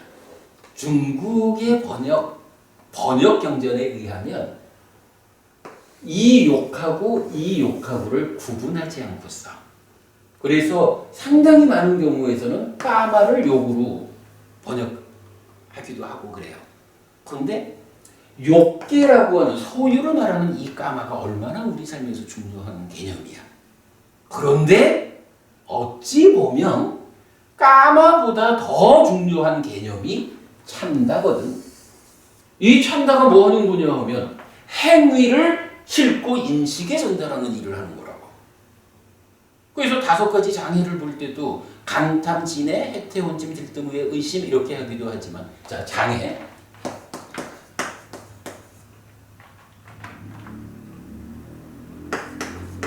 진해, 해태, 혼짐, 들뜸, 방회, 의심 요 네 가지에다가 제일 앞에 뭐가 나오냐 하면 간탐이 나오기도 하고 욕탐이 나오기도 하고. 그러니까 요거는 까마 라가지. 그런가 하면 대표적으로 나오는 거는 소유의 관심이라고. 이게 언어가 뭐냐 하면 까마 참다야. 참다를 우리가 이제 관심이라고 번역하거든. 바로 요 참다인데, 참다는 참다인데 어떤 참다냐 하면 욕계 수준의 참다야. 이 까마 참다가 5가지 장애의 첫 번째 나오는 것에서 가장 많이 나온다고. 그래서 5가지 장애, 까마 참다, 진해, 해태온침, 들뜸의 의심. 요게 가장 많고, 그 다음에 간탐, 진해, 해태온침, 들뜸의 의심이 두 번째로 많고, 요 까마라가 이렇게 나오는 게 제일 숫자가 작아요. 그러니까 이 까마 참다가 제일 중심되는 거거든. 5가지 장애를 말할 때. 5가지 장애가 뭐라고요? 아니, 마음에 지혜를 무력화시키는 심의 오염원인 5가지 장애잖아. 이게 우리 삶의 문제 상황을 제시하는 가장 중요한 거잖아. 그런데 그 5가지 장애의 첫 번째로 나타나는 게 3가지 형태로 나타난다고. 그 중에 까마찬다가 가장 많이 나온다고. 그러면 요거는 어떻게 써야 돼? 까마가 뭐 우리식으로 쓰자면 마음 심자 붙은 욕이잖아. 참다는 마음 심자 안 붙은 욕이거든. 그죠? 욕 이렇게 돼야 되는 거야.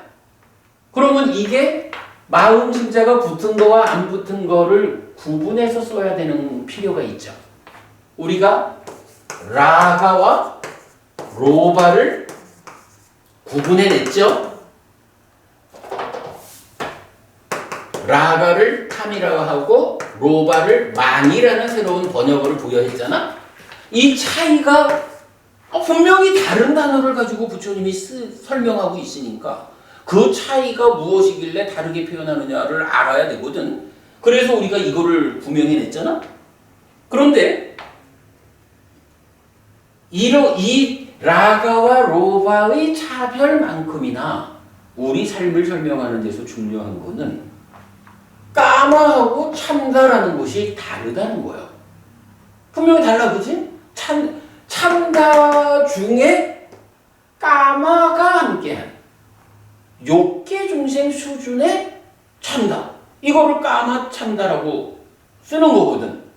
그런데 이거를 이제 우리식으로 보면 마음 심자 붙은 욕과 마음 심자 안 붙은 욕, 이렇게 표현을 하면 욕 이렇게 적으면 이건 까마 참다라고 할 수 있잖아. 그런데 욕과 욕이 구분되지 않고 지금 한문경전에서 쓰이고 있거든. 그러면 이러한 구분 없이 쓰는 상태를 놓고 까마와 참다를 구분할 수 있나요? 못하는 거야. 우리가 기존에 탐이라고 하는 하나의 번역어를 놓고 라간지 로반지 구분할 수 없었던 거 하고 똑같아. 근데 이만큼이나 비중 있게 까마라는 것과 참다라는 것. 까마는 당장 우리의 현실인 욕계 중생인 나요. 소유라는 이 개념. 불교 안에서 얼마나 중요해? 그런데 참다라고 하는 거, 이거는 내 생각에는 참다가 까마보다 결코 그 비중이 작지 않아. 왜냐하면 행위를 인식에 전달하는 그 역할을 하거든. 그리고 뭐 뒤에 공부해 보면 이 욕탐, 까마라가라는 것이 이쪽 인식 이쪽에서 오온을 붙잡아서 오치온으로 만드는 이 취가 뭐냐? 까마찬다요. 까마라가요. 욕탐이 오온에 작용하면 오치온인 내가 되는 거예요. 육내입처를 붙잡는 것도 찬다라가 욕탐이요. 외입처를 붙잡아서 니미따 상으로 왜곡시키는 것도 찬다라가 욕탐이요. 이런 측면을 보면 행위라고 하는 것이 작용해서 세상을 만나는 상태를 결정하는 여기에 찬다라는 것이 주인공으로 작용하고 있다고. 그러니 이 찬다라는 것이 삶에서 차지하는 비중이 얼마나 커. 그런데 한문 경전이 까마와 찬다를 분별해내지 못한다고. 그래서 제가 이 얘기를 할 때면 늘 마음 진짜 붙은 욕과 마음 진짜 안 붙은 욕으로 구분해서 쓰자. 하여간 우리 법회에서는 요거를 100% 구분해서 써요. 기존의 한문 경전이 이걸 구분해 놓지 않아서 한문 경전으로 보면 이게 까만지 찬단지 알 수 없는. 근데 이거는 다 당연하잖아. 이게 구분이 안 되면 행위를 싣고 인식으로 온다라는 이 부분이 이런 그 작은 순환골이라는 개념이 생길 수가 없지. 이런 차이가 있어요. 자, 어쨌든 이렇게 이제 산다는 게 인식하고 행위하는 건데 우리 삶이 가지는 특성으로 보면 행위를 찬다라는 것이 싣고 인식에 전달을 해. 근데 여기서 전달하는 거는 사실은 좀 재밌어. 그냥 말하자면 지게꾼이 지게에다가 짐을 얹고 가서 앉아서 지게에서 짐을 내려놓는. 요건 뭐예요? 그냥 그대로 싣고 가서 전달하는 거지. 그 역할을 하는 거야, 찬다가. 찬다. 힘꾼처럼 지게에 들쳐 메고 가가지고 내려놓아주는 거. 그래서 어떤 거를 싣고 오느냐. 그지? 찬다가 라가를 싣고 오는 거야. 그죠? 물론 이제 대표적으로 라가지만 탐도 싣고 오고 진도 싣고 오고 치도 싣고 오고 뭐 상황에 따라 그러겠지. 그러니까 외입처가 니미따라고 하는 개념이 뭐예요? 이렇게 찬다가 탐을 싣고 오면 색성향 미적법 중 외입처가 색상 니미따라고 하는 왜곡 상태의 외입처가 돼버리잖아. 진을 싣고 오든 치를 싣고 오든 그 얘기를 해주는 거거든. 그냥 그대로 행위 상태에 그러니까 행위 상태가 어떠하냐 그 행위를 그대로 들쳐매고 와서 인식에 내려놓는 이런 전달을 하거든. 그런가 하면 인식은 어때요? 인식도 행위로 당연히 연결이 되겠죠. 인식도 행위로 전달이 되는데 이 행위 과정은 누가 할까? 인식이 아닌가요?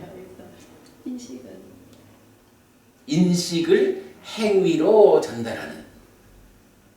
행위를 인식에 전달하는 데는 찬다가 있었어. 찬다라가 욕탐으로. 그러면 인식을 행위로 전달하는 여기에는 무엇이 있을까? 뭘까? 이걸 우리가 찾아낸 거예요. 자, 제가 지금 굉장히 강조한 게 찬다는 행위를 뭐 탐진치약은 어떤 형태든 행위를 싣고 그대로 지게꼬리 지고 가가지고 내려놓듯이 전달하잖아. 인식은 행위로 전달되는데 이 과정에서 가공이 되는 거야. 인식이 가공되어서 행위로 전달되거든. 그럴 때에 이 가공된 결과를 뭐라고 하냐 하면 가래 그리고 뭐 유애라는 개념이지만 여기서 자비화 나요라고 되는 거거든. 이 따까라고 하는 인식을 가공해서 행위에 전달하는 요 내면의 과정. 요거 어떻게 표현하죠? 몸에 참여 없이 마음 혼자 작용하는 영역이죠. 이 안에 중심에 힘이 있고 2차 인식이 있고 기뻐하고 드러내고 묶여 머무는 그래서 탐이 생기고 소망이 생기고 이런 과정이죠.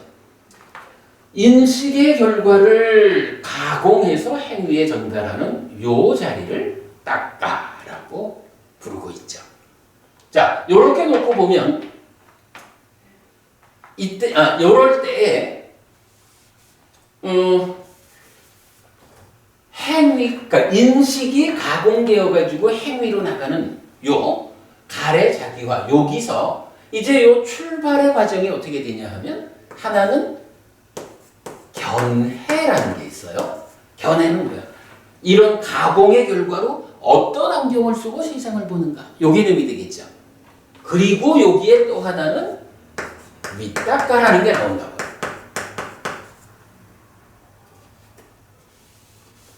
그러면 어떤 안경을 쓰고 어떤 밑닦아, 그러니까 어떤 생각이 떠오르는가 이거죠.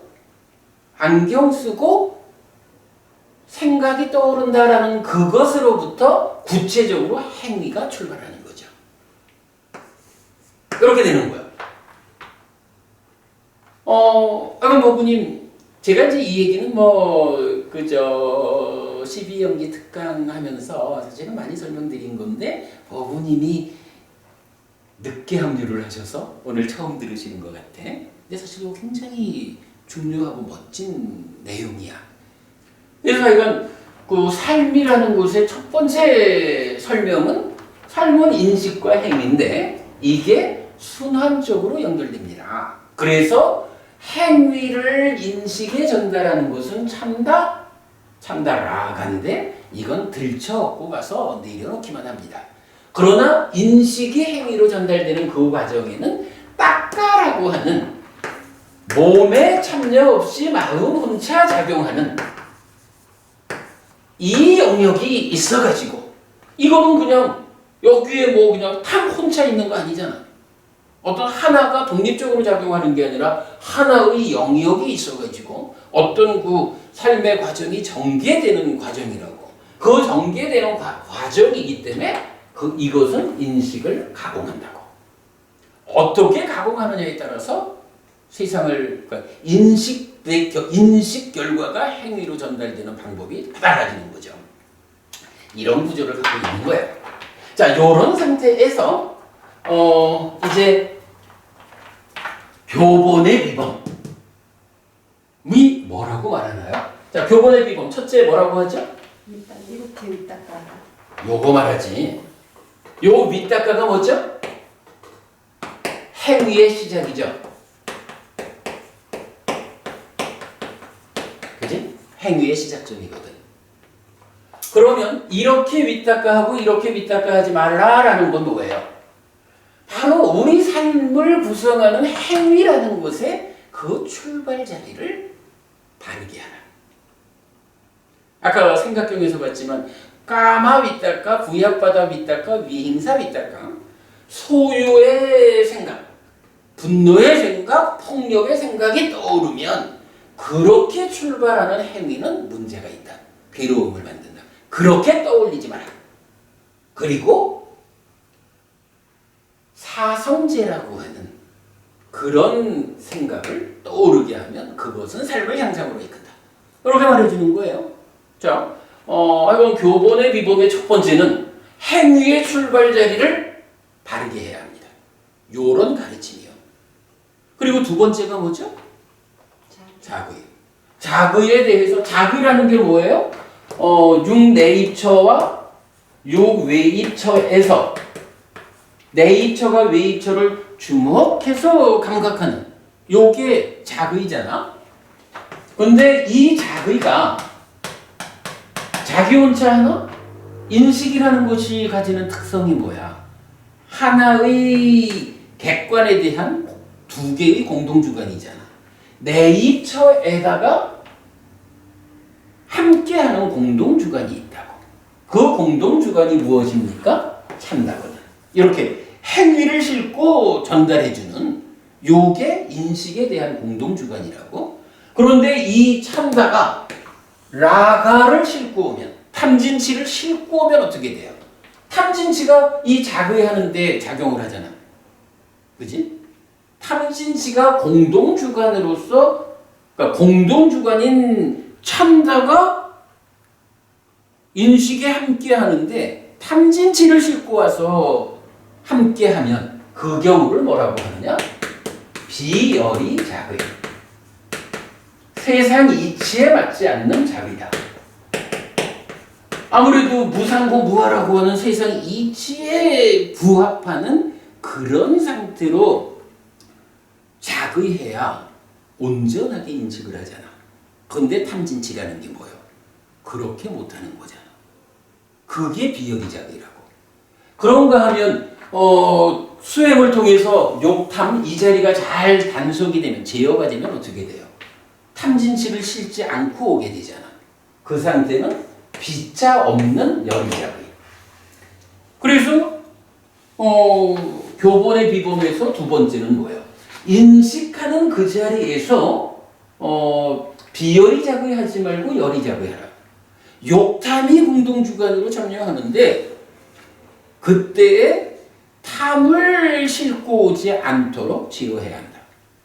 이렇게 얘기해 주는 거죠. 인식이 행위에 영향을 받기 마련인데 이 행위가 나쁘게 영향을 미치지 않도록 해야 한다. 이렇게 말하는 거죠. 그게 바로 두 번째, 열이자의하라, 비열이자의 하지 마라. 이렇게 말하는 거죠. 그러면 첫 번째는 행위의 출발자리, 두 번째는 인식의 출발자리. 자의니까 이렇게 설명했어요. 그리고 세 번째가 이제 버리고 성취해서 머물라라고 하는데 버리고 성취해서 머무는 거는 사실 이 행위 인식 전체 영역이지만 그 마지막은 어떻게 돼요? 끝에 가면 그 마지막은 결국 누진이잖아. 누진이라는 이 개념은 뭐예요? 바로 이 딱가 안에서 번뇌가 작용해가지고 번뇌 작용 때문에 탐진치가 생겨가지고 가래가 만들어지잖아. 그렇게 되면 모든 문제가 생기잖아.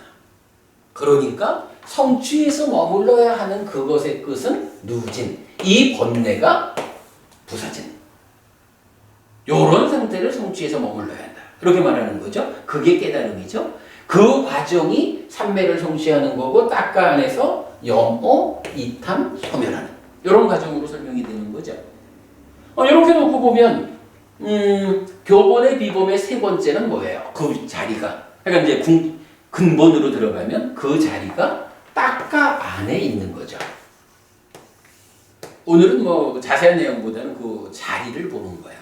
자, 그러면 이제 부처님이 교본의 비범 해가지고 세 가지를 말하는데 그게 뭐냐? 삶이라는 것이 인식과 행위고 그 순환적인 연결관계가 있는데 어떤 것이 부처님 가르침의 근본이냐라고 하면 바로 행위의 시작 자리를 잘 제어해야 한다. 인식의 시작 자리를 잘 제어해야 한다. 그리고 인식을 행위가 인식에 전달되는 거는 여기서는 그냥 전달만 하지 가공이 없으니까 그럼 빼고 인식이 가공되어서 행위로 전달되는 이 가공의 영역 딱가 안에서 번뇌를 부수는 그 궁극까지를 가야 한다 라고 행위의 시작점, 인식의 시작점 그리고 딱가 안에서 마지막 문제를 우리가 여기서 말하는 삶의 심오함의 끝 이렇게 말하는 거죠. 삶의 심오함의 끝자리를 해소하라. 가르침의 근본이라는 이 특별함이 무엇을 말하는지 이렇게 좀 알려지죠. 요렇게 보는 것이 아주 중요한 개념이고 시간이 많이 됐구나. 이제 마무리를 이렇게 지읍시다. 자, 198페이지였던가? 예. 지금 요 198페이지는 어떤 내용의 일부냐 하면 율장 빠라지가의 외란자 이야기라고 해서 그러니까 경과 율 중에 첫 번째 자리에 위치한 게 바로 이제 율장을 설하는 그 배경 이야기. 그래서 외란자 바라문하고 부처님하고 대화하는 그걸로 율장이 시작되는데 이제 그 외란자 이야기의 후반부에 가면 이제 사리푸타 존자가 어떤 생각을 하다가 부처님한테 그 생각을 질문하는 생각을 여쭤보는 부분이 나와요. 자, 그래서 이제 그 부분이야. 그러니까 외란자 이야기의 후반부. 그때 외딴 곳에서 홀로 머물던 사리푸타 존자에게 이와 같은 심해 온전한 생각이 떠올랐다. 요건 이제 뭐 파리 위따까를 해석은 위따까야. 어떤 불세존의 범행은 오래 지속되지 않았고 어떤 불세존의 범행은 오래 지속되었는가라고. 저녁에 홀로 머무면서 나온 사리푸타 존자는 세존에게 왔다. 와서는 세존에게 절한 뒤 한곁에 앉았다. 한곁에 앉은 사리푸타 존자는 세존에게 이렇게 말했다. 여기 대덕이시여. 외딴 곳에서 홀로 머물던 저에게 이와 같은 심해 온전한 생각이 떠올랐습니다. 어떤 불세존의 범행은 오래 지속되지 않았고 어떤 불세존의 범행은 오래 지속되었는가? 라고. 대덕이시여. 어떤 불세존의 범행은 오래 지속되지 않았고 어떤 불세존의 범행은 오래 지속되었습니까? 라고 이제 질문을 드린 거예요. 아, 나한테 이런 생각이 떠올랐거든요. 부처님, 어떻게 되죠? 하고 질문을 했어요. 사리푸타여, 윗바시 세존과 식기 세존과 웨사부 세존의 범행은 오래 지속되지 않았다. 사리푸타여, 까쿠산다 세존과 꼬나가마나 세존과 까사빠 세존의 범행은 오래 지속되었다. 서가모니 부처님 이전에 6분의 부처님이 계셨죠? 그래서 서가모니 부처님 포함해서 과거 7불 이렇게 말하지. 그 6명의 부처님 중에 앞에 3분의 가르침은 오래 지속되지 않았고 뒤에 3분의 가르침은 오래 지속되었다. 이런 말씀이에요. 대덕이시여, 어떤 원인 어떤 조건 때문에 윗바시 세존과 식기 세존과 웨사부 세존의 범행은 오래 지속되지 않았습니까? 사리푸타여, 윗바시 세존과 식기 세존과 웨사부 세존은 제자들에게 상세함에 의해 법을 설하는 것을 피곤해 하였다. 경, 응성, 상세한 설명, 개성, 감흥어, 여시어, 본생담, 미중유법, 교리문답이 거의 없었고 제자들에게 학습 계목이 제정되지 않았으며 계목을 암송하지 않았다. 그 불세존의 인멸과 불을 따르는 제자들의 인멸에 의해 여러 이름, 혈통, 국가, 가문에서 출가한 마지막 제자들에게 그 범행은 빠르게 소멸되었다. 사리푸타여, 마치 여러 꽃들이 널판지에 놓였는데 줄로 함께 연결하지 않으면 바람에 날리고 뿌려져 흩어지는 것과 같다. 그것의 원인은 무엇인가? 줄로 함께 연결되지 않았다. 사리푸타여, 이와 같이 그 불세존의 인멸과 불을 따르는 제자들의 인멸에 의해 여러 이름, 혈통, 태생, 가문에서 출가한 마지막 제자들에게 범행은 빠르게 소멸되었다. 무슨 상황인지 그려지죠? 그분 세존들은 제자들을 심에 의한 심의 분별을 통해 가르치는 것에 게으르지 않았다. 사리푸타여, 예전에 웨사부 세존 아라한 정등각은 두려움을 주는 숲에서 1000명의 비구 승단을 심에 의한 심의 분별을 통해 가르치고 교육하였다. 이렇게 생각을 떠올리고 이렇게 생각을 떠올리지 말라. 이렇게 자의하고 이렇게 자의하지 말라. 이것은 버리고 이것은 성취하여 머물러라. 라고 무엇을 말했어요? 바로 교본의 비범을 말하고 있죠. 사리푸타여, 웨사부 세존 아라한 정등각에 의해 이와 같이 가르침을 받고 교육받은 그 1000명의 비구들은 집착 없이 번뇌들로부터 심히 해탈했다. 사리푸타여, 참으로 두려움을 주는 숲에는 두려움이 있다.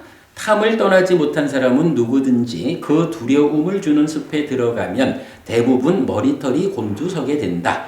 사리푸타여, 이런 원인 이런 조건 때문에 윗사부 세존과 식기 세존과 웨사부 세존의 범행은 오래가지 않았다. 세존이시여, 그럼 어떤 원인 어떤 조건 때문에 까쿠산다 세존과 꼬나가마나 세존과 까사빠 세존의 범행은 오래 지속되었습니까? 사리푸타여, 까쿠산다 세존과 꼬나가마나 세존과 까사부 세존은 제자들에게 상세함에 의해 법을 설하는 것을 피곤해하지 않았다. 경, 응성, 상세한 설명, 개성, 감흥어, 여시어, 본생담, 미중유법, 교리문답이 많았고 제자들에게 학습 계목이 제정되었으며 계목이 암송되었다. 그 불세존들의 인멸과 불을 따르는 제자들의 인멸과 함께 여러 이름, 혈통, 국가, 가문에서 출가한 마지막 제자들에게 범행은 오랫동안 긴 시간 지속되었다.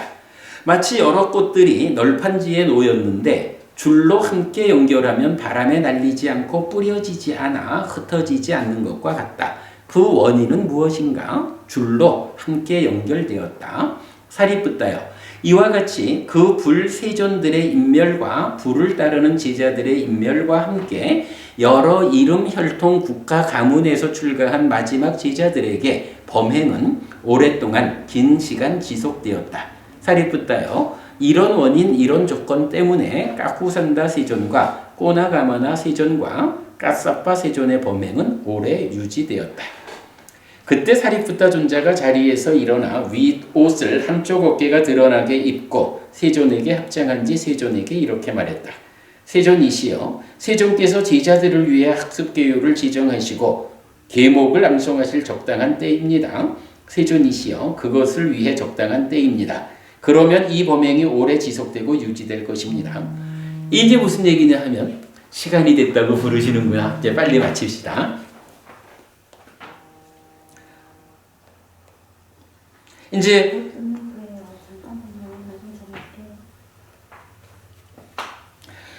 그 앞에 세 분 부처님과 뒤에 세 분 부처님의 가르침이 왜 빨리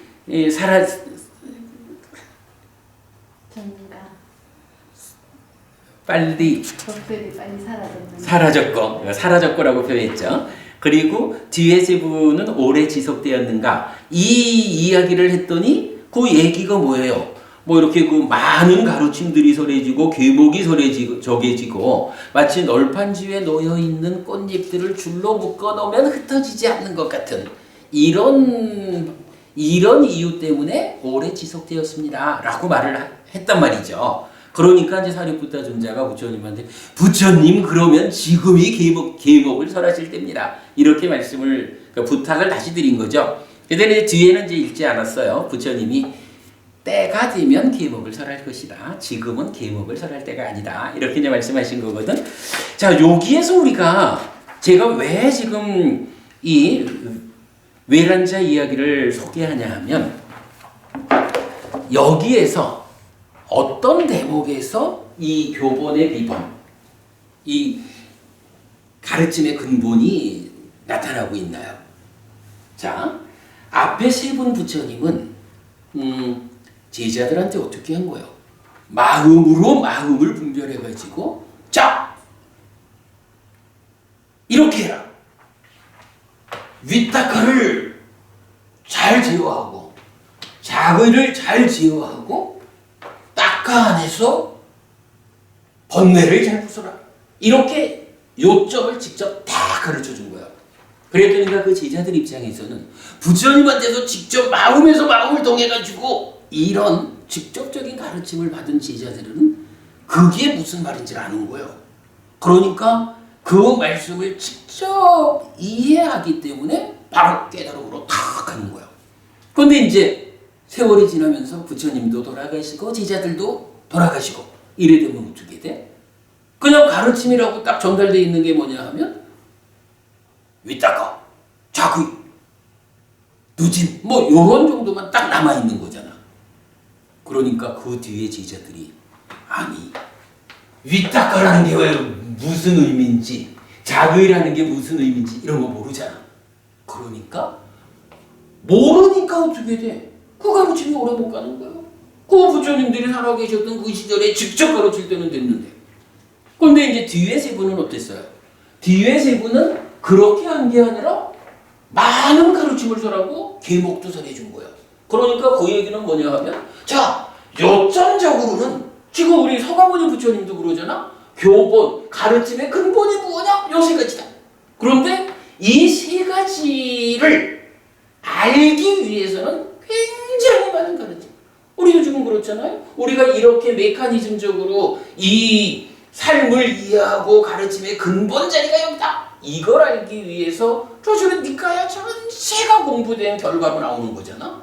그러니까 뒤에 부처님들은 요 근본되는 것만이 아니라 근본되는 것을 제자들이 이해할 수 있도록 삶에 대한 전반적인 이야기를 12용기고별 정도고 삶의 이야기 전체를 설명해 주는 거예요.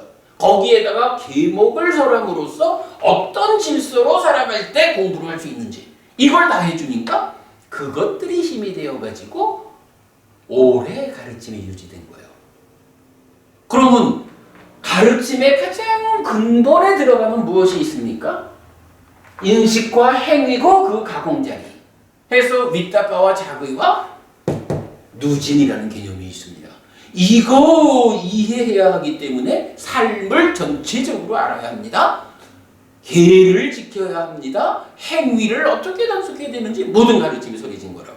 그리고 거기에 계가 설해진 거라고. 이렇게 우리가 과거 부처님들의 가르침이 어떤 이유로 빨리 사라지고 오래 지속되었을까? 그래서 우리 부처님은 지금 계목도 설하고 삶에 대한 포괄적인 삶의 모든 이야기를 다 가르쳐줘가지고 그 근본에 가가지고 이런 가르침의 근본 자리가 알려지는.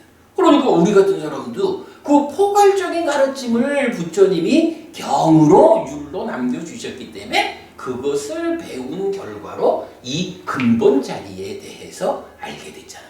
법부님 오늘 이렇게 인식과 행위 닦아 요거 뭔가 기가 막히지.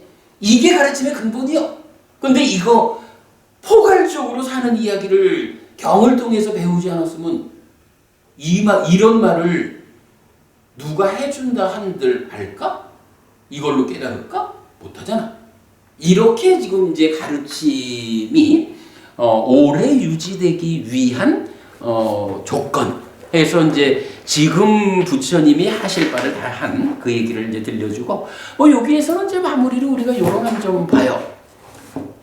나는 이 내용을 그러니까 외란자의 이야기 이 부분을 보면서 어떤 생각이 들었냐 하면 선불교가 있잖아.